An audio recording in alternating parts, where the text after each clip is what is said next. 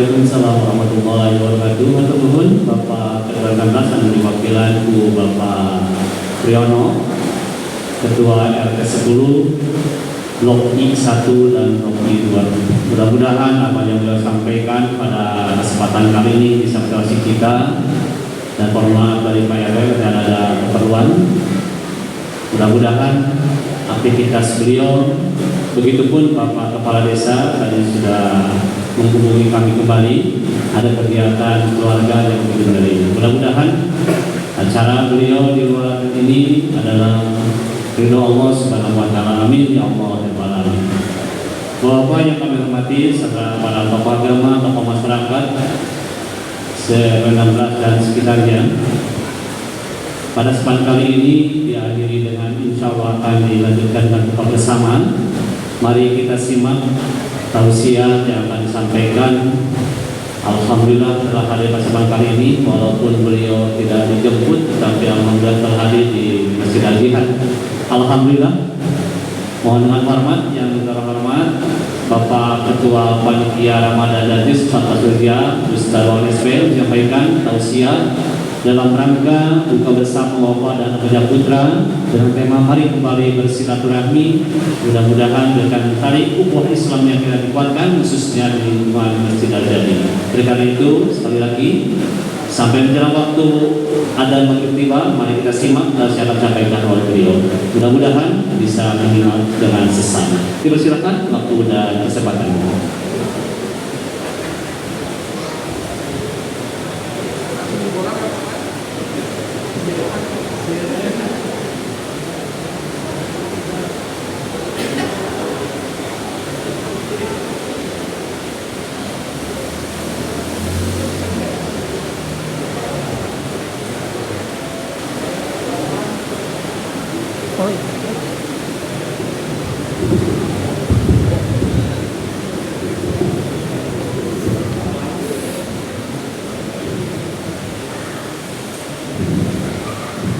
Bismillahirrahmanirrahim. Assalamualaikum warahmatullahi wabarakatuh. Alhamdulillahilladzi arsala rasulahu bil huda wa dinil haq liyudhhirahu 'ala dini kullihi wa kafa billahi shahida. Asyhadu an la ilaha illallah wahdahu la syarika lah wa asyhadu anna Muhammadan abduhu wa rasuluhu alladzi la nabiyya ba'dahu. Allahumma shalli ala sayyidina Muhammad wa ala alihi wa sahbihi wa man tabi'ahum ila yaumil qiyamah. Amma ba'du. Qala Allah ta'ala fil Qur'anil Karim, a'udzu billahi minasyaitonir rajim. Bismillahirrahmanirrahim.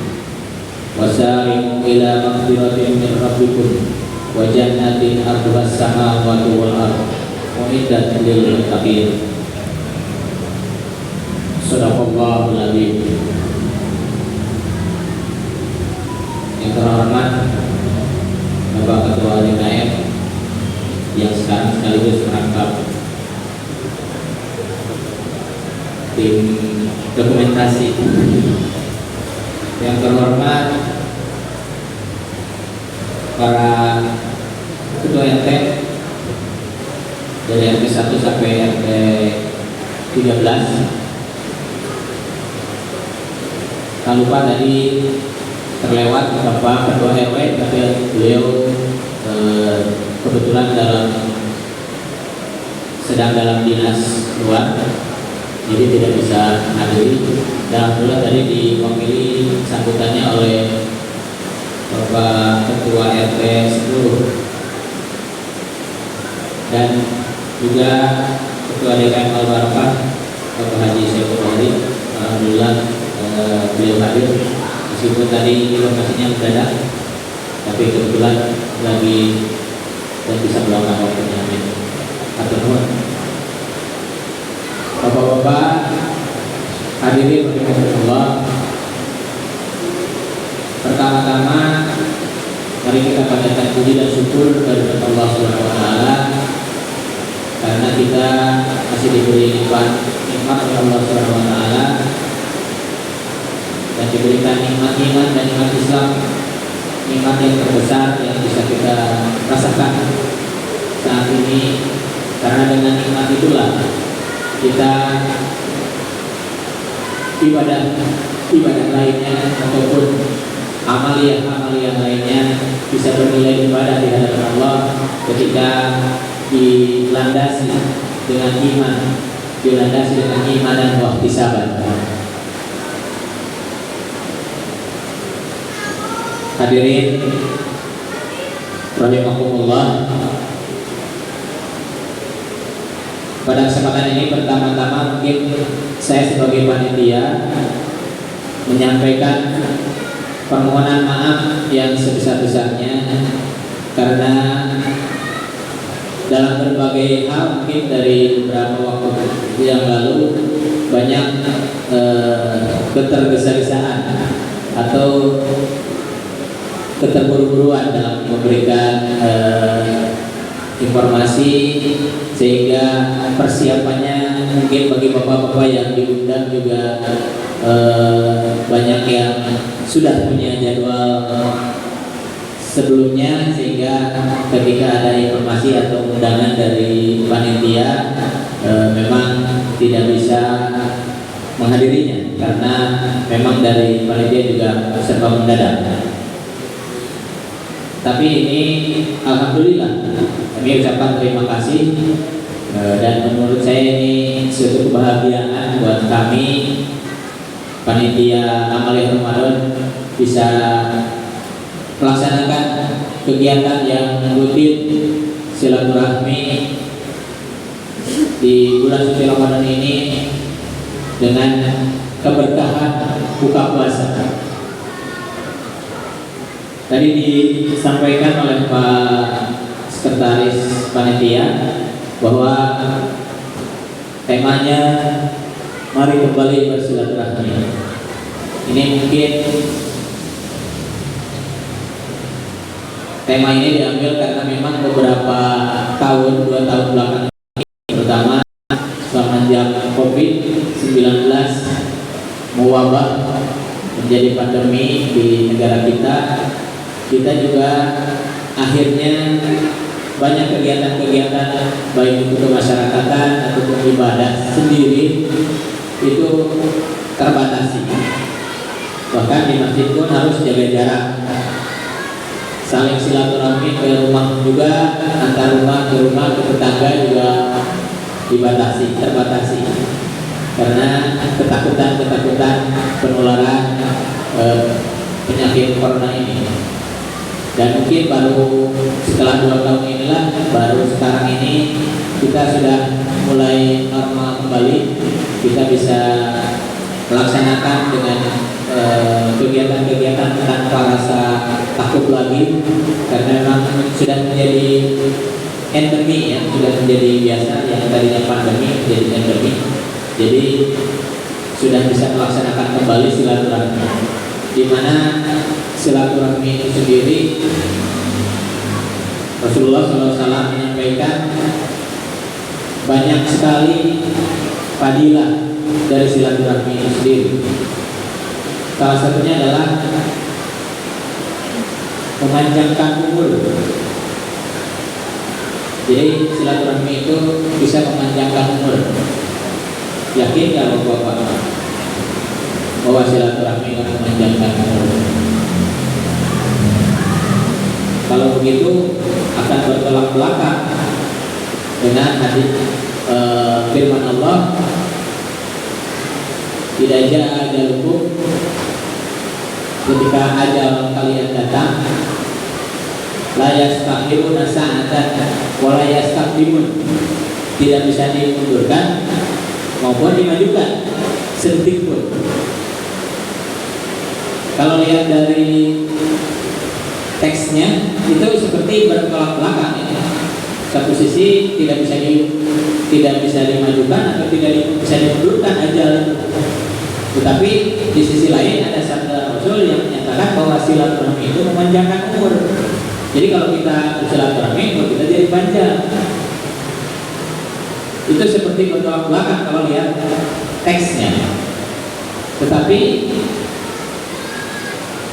kita lihat konseptualnya atau tafsirannya dari hadis tersebut, bahwa umur di sini berbeda dengan ajal. Jadi umur itu tidak identik dengan ajal. Orang yang meskipun umurnya pendek tapi bisa dikenal orang lebih panjang, itu umur panjang. Jadi orang yang umurnya hanya 60 tahun tapi bisa dikenal orang ribuan tahun atau ratusan tahun, itu umurnya panjang. Ya seperti tokoh-tokoh Islam, Imam Syafi'i, Imam Hambali, ya, para imam selain Nabi itu dikategorikan berumur panjang karena apa yang mereka torehkan itu sampai sekarang masih kita laksanakan, masih kita ikuti, masih kita jadikan sandaran. Itu bagian dari umur panjang. Jadi umur panjang ini suatu yang kita perlu harapkan. Karena meskipun kita jatah usianya sebentar, tetapi bisa berumur panjang dikenang beberapa generasi setelah kita. Ya dengan apa? Ya dengan menorehkan amal-amal baik kita yang bisa dikenang oleh generasi-generasi kita. Ketika misalkan ada seseorang yang sangat berjasa misalnya di masjid ini, ketika beliau sudah tidak ada pun kita mesti mengenangnya. Dulu ketika beliau ada, masjid selalu rapi, masjid selalu bersih, padahal beliau sudah tidak ada.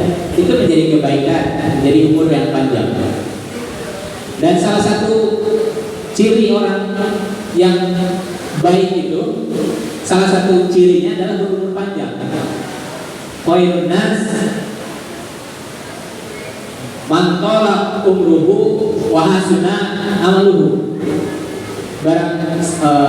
Orang yang baik itu adalah orang yang panjang umurnya dan baik amalnya.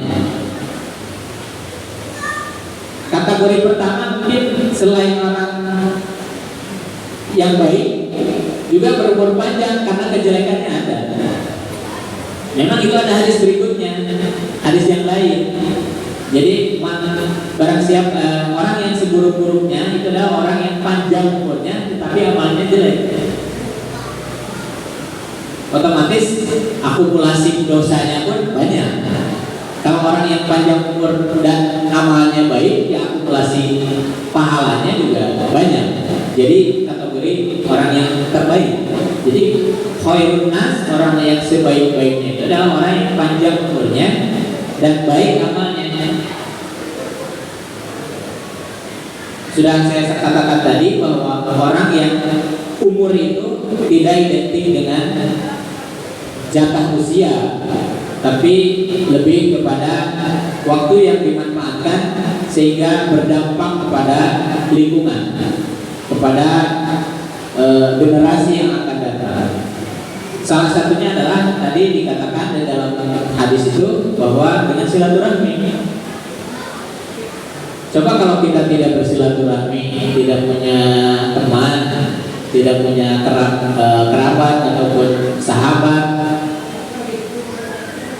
kita itu tidak ada apa-apanya, tidak akan dikenal, cuma numpang lewat saja. Mungkin hidup itu cuma numpang lewat, setelah itu meninggal dan orang sama sekali tidak pernah tahu bahwa ada si A itu pernah hidup gitu.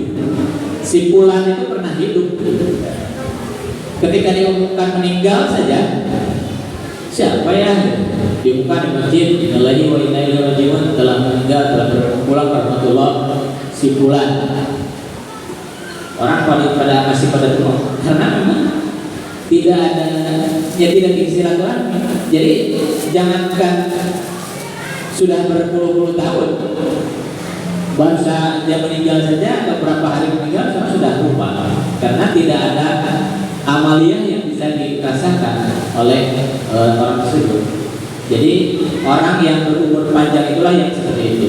orang yang memberikan manfaat kepada orang lain sehingga umurnya dikenang, hidupnya dikenang meskipun sudah tidak ada.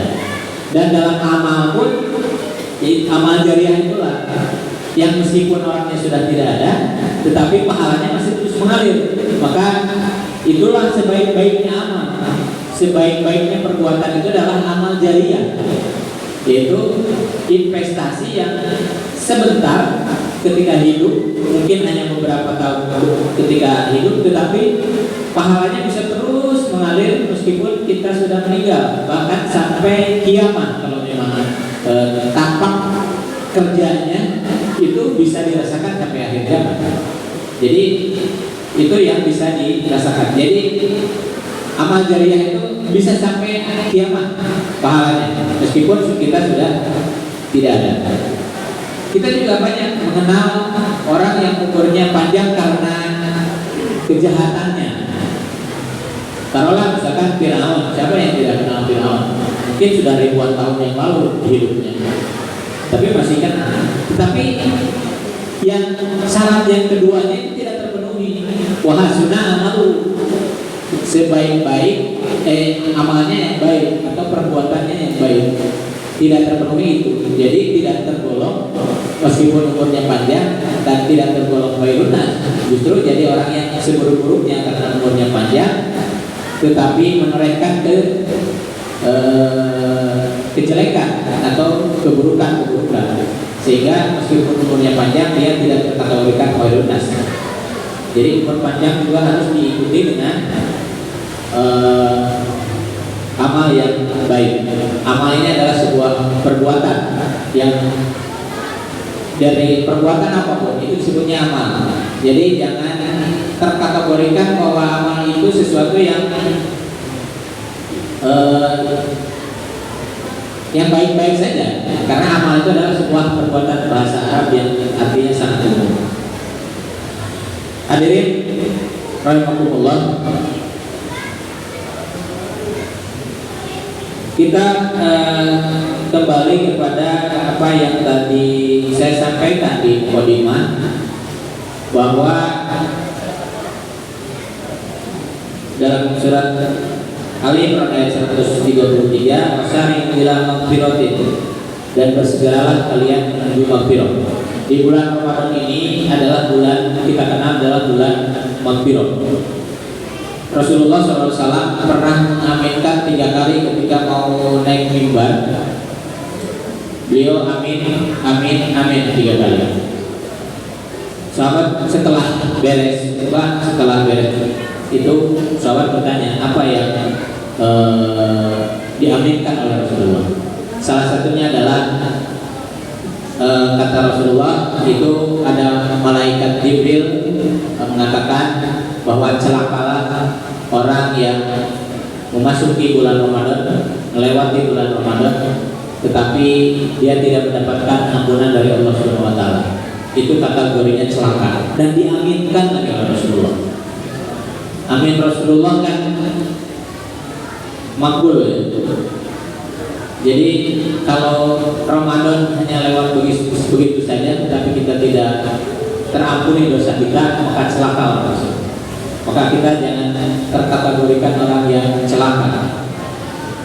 Jangan sampai karena Ramadan ini datang tiap tahun seperti sesuatu yang biasa saja, rutinitas tahunan, tetapi kita tidak mencoba meningkatkan kualitas Ramadan itu sendiri, sehingga benar-benar di bulan Ramadan ini kita mendapatkan maghfirah dan ampunan dari Allah Subhanahu wa taala.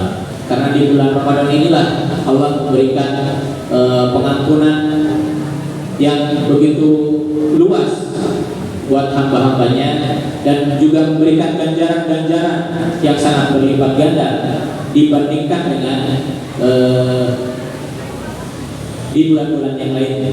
Jadi manfaatkanlah sebaik-baiknya Ramadan ini untuk kita mendapat ampunan dari Allah Subhanahu wa taala, sehingga kita keluar dari Ramadan ini dalam keadaan benar-benar fitri. Nanti di hari raya Idul Fitri itu benar-benar fitrah. Kita benar-benar mendapat ampunan dari Allah Subhanahu wa taala seperti bayi yang baru dilahirkan, tidak ada dosa yang terbawa setelah Ramadan.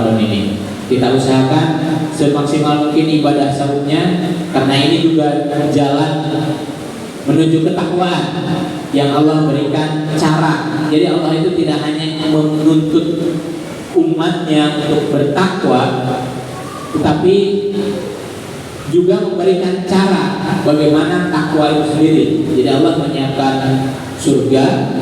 Surga itu disiapkan untuk orang-orang yang bertakwa. Mu'iddat lil muttaqin tadi disampaikan di dalam surat Al-Imran ayat 133. Dan untuk mengisi surga itu adalah untuk orang-orang yang takwa. Dan untuk mencapai orang yang takwa itu seperti apa? Nah, Allah memberikan caranya. Salah satunya adalah dengan saum di bulan suci Ramadan ini. Jadi saum yang membawa kita kepada ketakwaan. Yang saum yang bagaimana yang bisa membawa ketakwaan? Tentunya tidak hanya masalah saum yang umum. Menurut Imam Ghazali, saum itu ada 3 tingkatan, yaitu saum am, saum umum, saum khusus, dan saum khususil khusus. Jadi kalau saum umum itu ya saum kebanyakan dari kita yang hanya bisa menahan lapar, haus, dan menahan berhubungan suami istri di siang hari. Itu saja.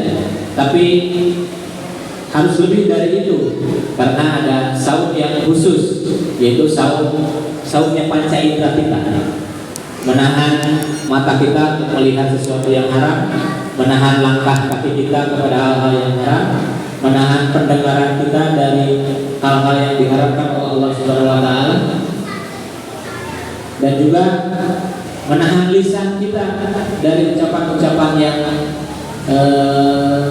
buruk, ucapan-ucapan yang membawa kita kepada kecelakaan. Jadi itu saum yang tingkatan yang kedua yang lebih tinggi. Mudah-mudahan kita bisa sampai tingkatan itu saja, sudah sangat bagus. Jadi kita kejar target. Kalau saum amnya insya Allah semua sudah bisa.